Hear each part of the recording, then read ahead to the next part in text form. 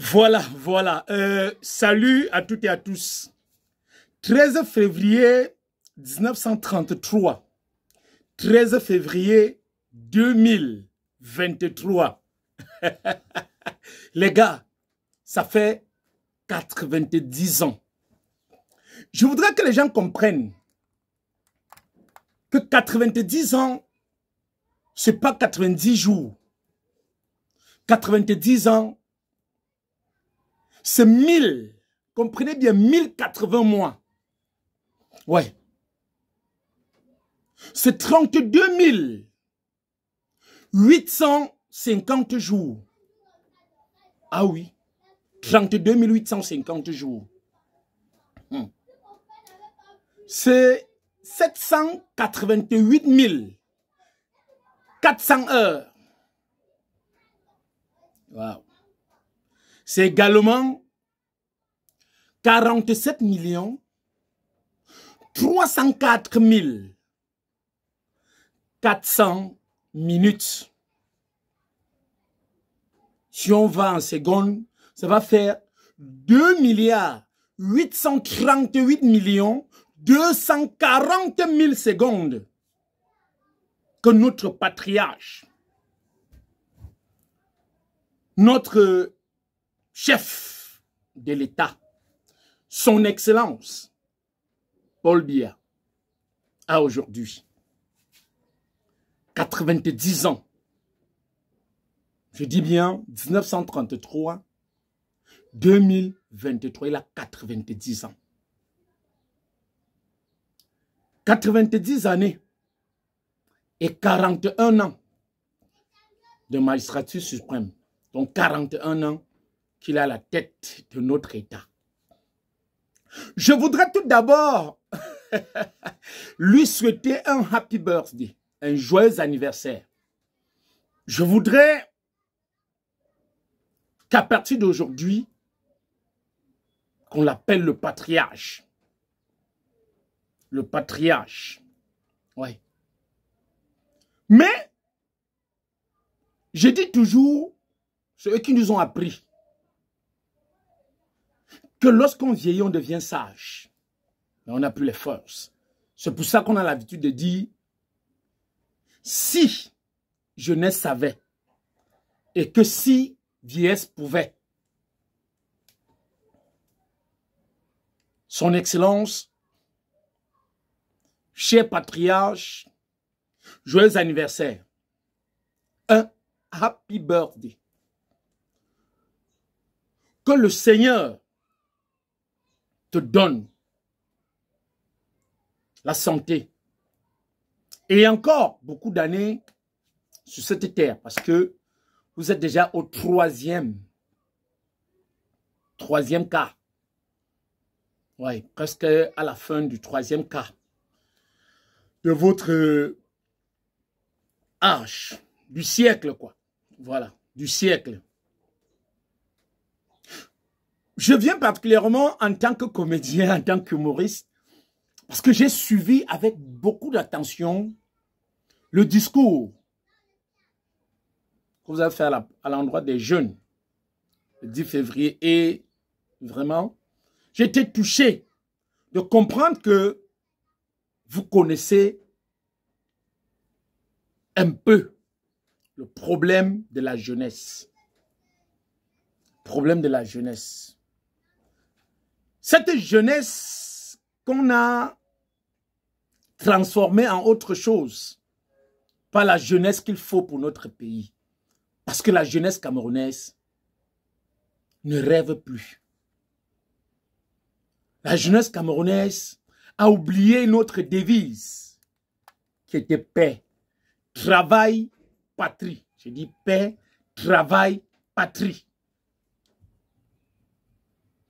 Les emblèmes, le socle. On est loin de beaucoup de choses, papa. On nous apprend même plus ces choses. Parce qu'on a peur que la jeunesse va s'intéresser aux choses de la République. Que la jeunesse va participer à la construction de ce pays. On n'apprend plus rien à la jeunesse. La jeunesse est cadrée sur une ou deux choses. Bref, l'alcool, les femmes. Aujourd'hui, il n'y a qu'un seul métier que les jeunes rêvent. Influenceur ou influenceuse. Ouais.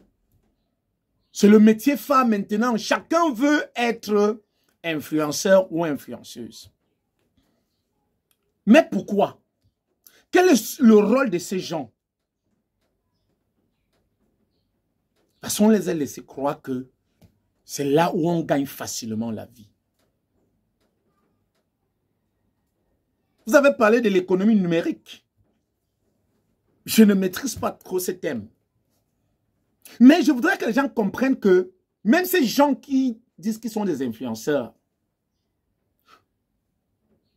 est-ce que vous savez que si votre page, vous avez une page Facebook, une chaîne YouTube, qui est certifiée au Cameroun, qui est au nom du Cameroun, vous ne toucherez aucun centime. Il y a beaucoup qui ont des milliers d'abonnés.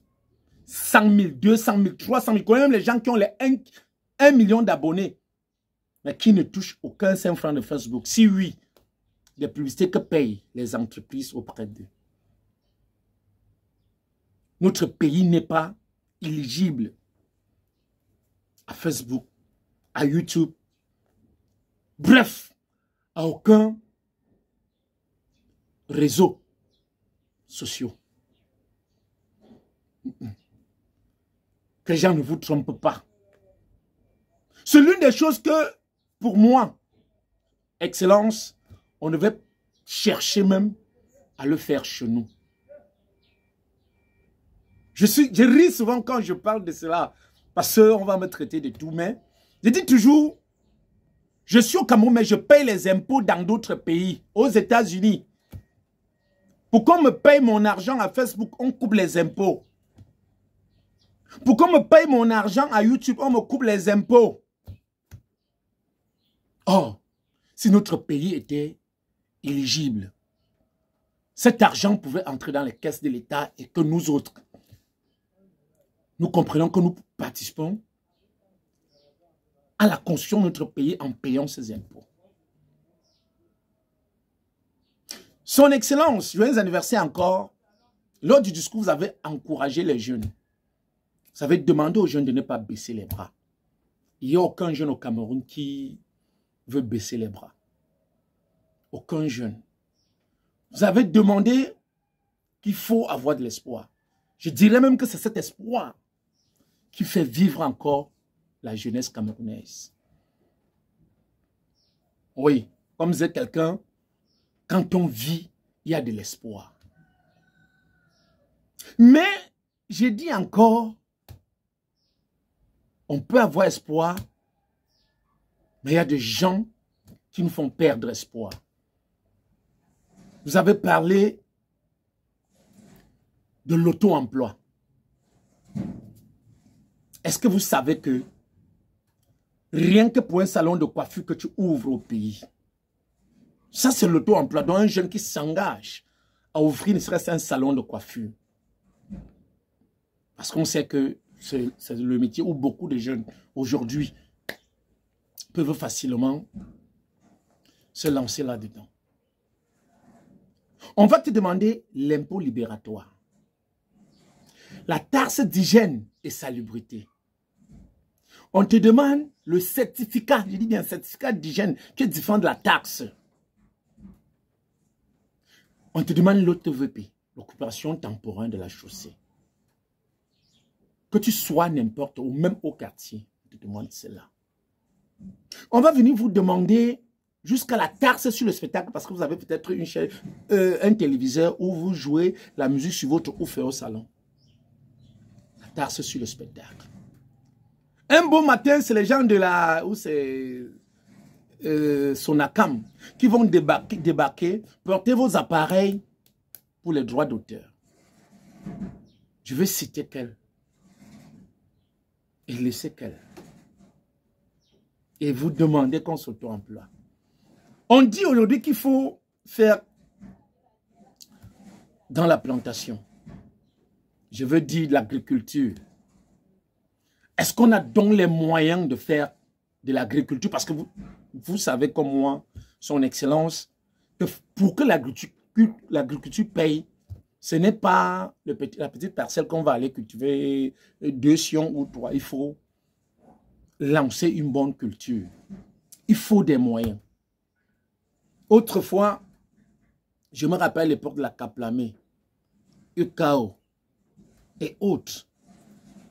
Les gars venaient contrôler. On avait des ingénieurs agronomes qui faisaient le tour des villages. Même si tu avais qu'une seule parcelle, les gars venaient de temps en temps contrôler. Et on encourageait en donnant un minimum aux jeunes.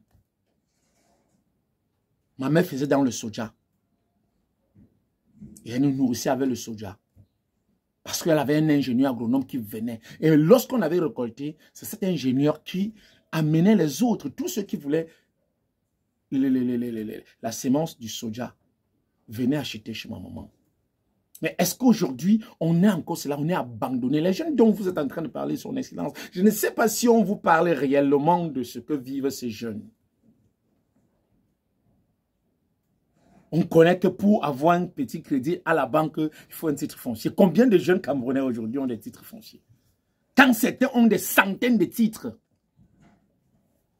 Il dit, quand un individu a des centaines de titres, on dit qu'on ne veut pas que les gens vivent dans les marécages. Est-ce que les gens ont donc les moyens de s'octroyer des terrains? Quand on construit les logements sociaux, c'est pour les riches. Ils viennent louer, mettre les locataires là-bas. Ils viennent prendre les logements, ils mettent les locataires là-bas. Ils vont rester dans leur villa. Je me demande si vous êtes au courant de ça, son excellence. Vous avez une jeunesse forte, consciente. Sinon, c'est que le pays ici, je vous assure, ne devait pas être là où cela est aujourd'hui. Parce que chaque jeune se soucie. Demandez qu'on apprenne aux jeunes le respect de la patrie. Comme je le dis encore, notre devise qui est père, travail, patrie. Que les gens chantent l'hymne national de leur cœur. Beaucoup aujourd'hui savent que non. Ils n'ont plus rien à foutre. On tape les enseignants. Si vous voulez, apprenez. Si on donne n'importe quel genre d'enseignement aux enfants, ce n'est pas leur problème parce qu'ils savent que leurs enfants ont à l'avenir. Est-ce que vous savez que dans notre pays, vos ministres sont plus riches que vos hommes d'affaires? Excellence. Je ne sais pas si vous êtes au courant. Il dit que vos ministres sont plus riches que vos hommes d'affaires. Je ne suis que comédien, mais je vois beaucoup de choses. À chaque fois que je suis assis pour écrire un test d'humour, les gens m'accusent souvent de toujours écrire sur la politique. Ce n'est pas parce que je veux, mais parce que je me dis, quand tu es du côté des faibles, de ceux qui souffrent, à chaque fois que tu prends le bic pour écrire, ce n'est pas toi qui fais, c'est ton esprit qui te dirige. Ton esprit qui te dirige.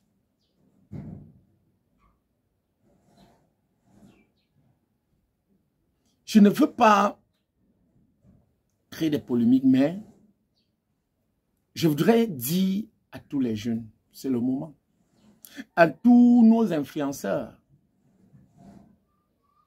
Je sais qu'il y a une liste qui circule où on parle de ceux qui ont ou qui n'ont pas parlé de la mort de Martinez. C'est une mort qui a touché et qui touche encore la jeunesse.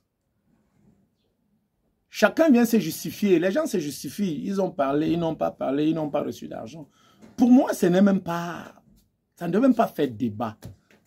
Ça ne devait même pas faire débat. Oui. Mais je lance un défi maintenant. Que chacun va sur sa page et réactive son post où il a parlé de l'affaire de Martinez. Tout court. Que de chercher à se justifier. Que chacun active juste le post qu'il avait fait. C'est tout. On ne se justifie pas. Et même quand on sait qu'on n'a rien pris, on se calme. Donc, cher père, patriarche, je dis quand on parle du patriarche, c'est pour dire que vous méritez déjà Vous n'êtes plus au rang du président, non, au rang de patriarche. Le respect de la nation. Mais comme disait quelqu'un, à cet âge, on n'a plus rien à gagner ni à perdre. Vous pouvez encore faire beaucoup de choses pour ce pays. En ce moment, vous pouvez sauver le Cameroun, son excellence. Et c'est le seul vœu que nous te faisons pendant ces 40 ans. Ces 90 ans, autant pour moi. Faites-nous ce vœu. Faites encore quelque chose pour sauver notre cher et beau pays que nous aimons tant. Vous resterez gravés dans nos mémoires. Joyeux anniversaire, une fois de plus.